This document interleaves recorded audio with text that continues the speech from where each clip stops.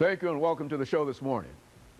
The topic this morning is the Tennessee Board of Regents, and we're fortunate to have with us the Chancellor of the Tennessee Board of Regents, Dr. Charles Manning. And of course, Dr. Manning, let me welcome you to the show this morning. Delighted to be here. And to tell you how delighted we are to have you here, Dr. Manning. I think that you were with us when you were first appointed as the Chancellor, and we received quite a bit of information from you, and we've had an opportunity to hear a number of things about you since then, and so we just wanted to sort of bring you back and to have you to give us sort of an update of what is going on in the Tennessee Board of Regents. Sure. I think a number of things have happened then, since then, and we want you to sort of give our audience as much information as you care to give in reference to that. But Dr. Manning, before we get started on that, let's give you an opportunity to tell those individuals who might not have had an opportunity to see the show the last time some information about your background, your education, and some of the things that were important in terms of motivating you to become involved in what you are involved in and how you got to be the Chancellor of the Tennessee Board of Regents. Well, I'm married. That's always a motivation. Okay, that is. It really is. I can attest to that. Yes, sir. Okay.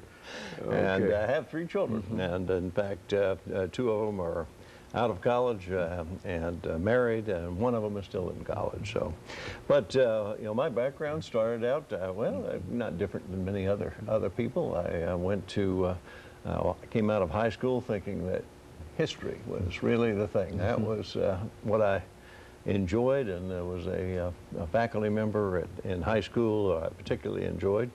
But then, you know, you show up at college, and I took a biology course. Okay. Thought that was pretty From pretty history to slick, biology. I did.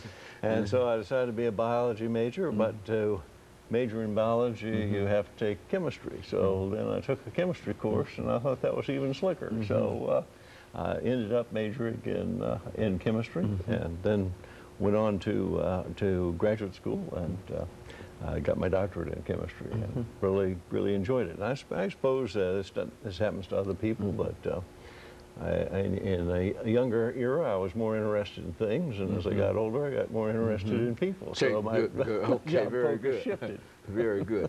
You know, one of the things as the Chancellor of the Tennessee Board of Regents, I'd like for you to sort of give our audience some idea of exactly what this means, the Tennessee Board of Regents, and well, I think some of the population. That is a good question, because I've, you know, when I'm coming here, Chancellor of Tennessee Board of Regents, that sounds pretty neat, doesn't it? But you know, you sort of see a glazed look in people's eyes when you say that. And well, what's that? Well, the easiest way to describe it is it's all of public higher education in the state of Tennessee that's not orange.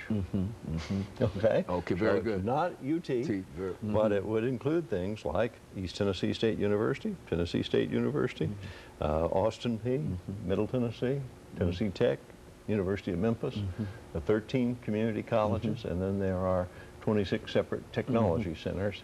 It's about 180,000 students across the state, and the 6th largest system in the country. That's a tremendous responsibility in terms of 180,000 students.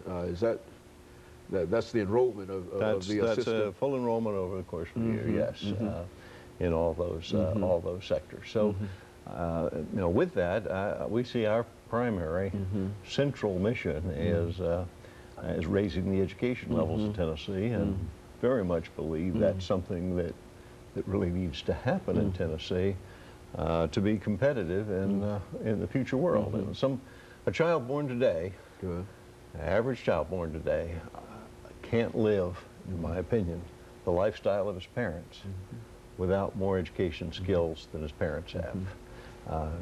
Just because of the worldwide competition that's there for the United States, the state of Tennessee, and for those local communities where people live.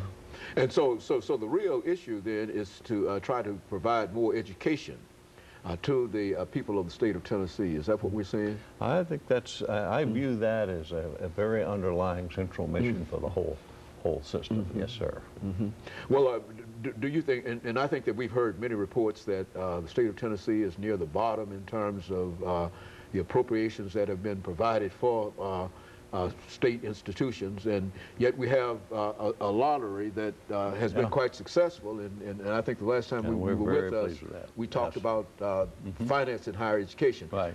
Has this helped us that much? I mean, what has been the impact? Well, it has, but I started out by saying in 4.5 years I've been convinced that Tennesseans want Tennessee to be a low-tax state. And that means that, there's certain consequences of that, and one of those consequences we've been seeing, and that is that tuition needs to rise to teach the greater number of students and keep up the finances with what you have elsewhere. Chancellor, let us interrupt you here for this first commercial break, after which we'll come back and give you an opportunity. And we'll be back with you following this very, very short commercial break. Second segment of the show for today.